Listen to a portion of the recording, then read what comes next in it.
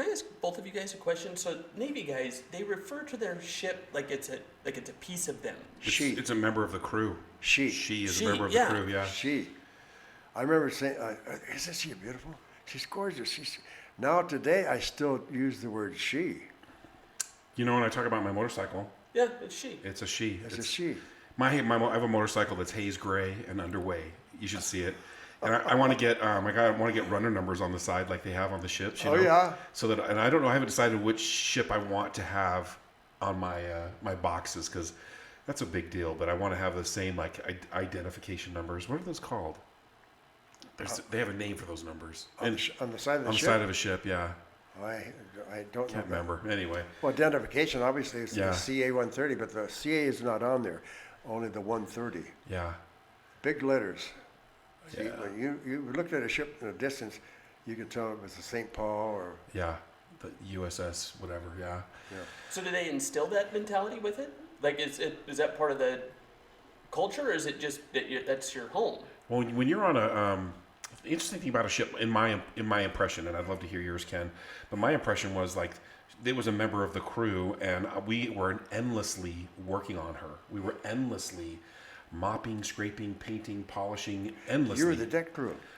Being one of the low class men in my rank, I got to do all the stuff, that the chief didn't want to do, and so it's like, hey, we're swabbing today, and you've got this area up here, and everybody pitches in. No, there's not a time when you don't have to help somewhere in the ship in some regard. Where you're needed. And that's right. That means you could be working in the kitchen. I've peeled billions of potatoes. I've done it. Well, see, that's why I wasn't, because my whole dedication was that mount. I had Mount 55. Yeah. We had 1, 2, 3, 6. We had 6 5-inch 38s. We had I can't keep the count. Maybe 8 3-inch. They were aircraft. They were little. Yeah. And we had 1, 2, 3 8-inch, 2 in the front and 1 in the back. And one time they put them. They pointed port side, all 9 of them, and they said, we're going to fire them all at once. You could actually feel the ship pushing the ship. I believe it. But it went. Boom. Yeah. And you kind of black out for a second and forget your middle name. Wait, you know what I mean? Well, you had to be. You couldn't be that close. Yeah. You couldn't be. But even anywhere on the ship, like when that happens, when they drop all of them at once, that's. Well, first of all, you're at general quarters. Yeah. You're inside anyway, except the 3-inch. They're not in. They're out in the on open. The deck. Yeah. Because they're an aircraft. They can turn everything. And then plot. Do you know plot? Mm-mm. Plot is down the belly of the ship, and they can actually take over your ship, your mount.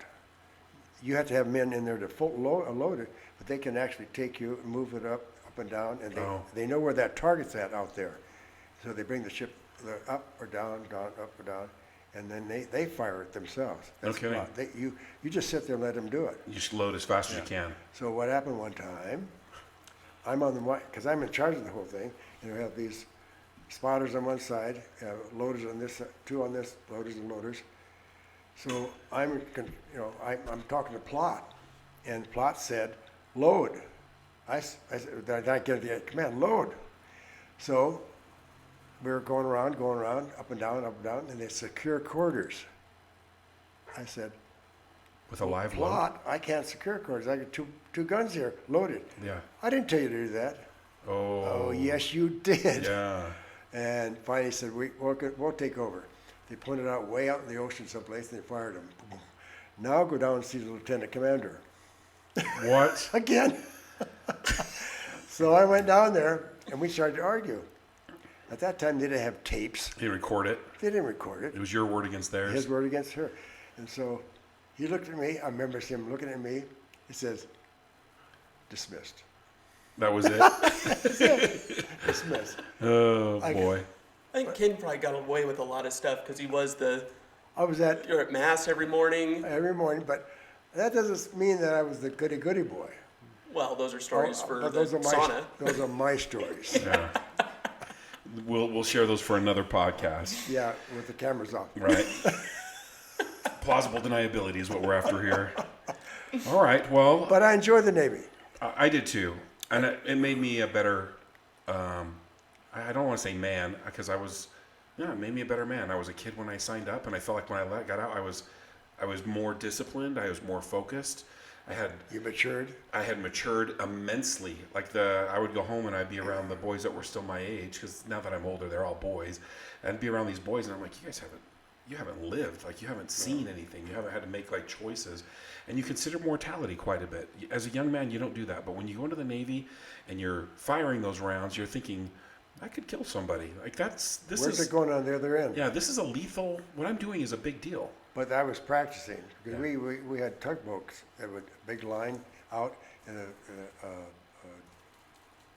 what do you call it? Like a barge. Barge was, and a big target thing. We would fire at that. Huh.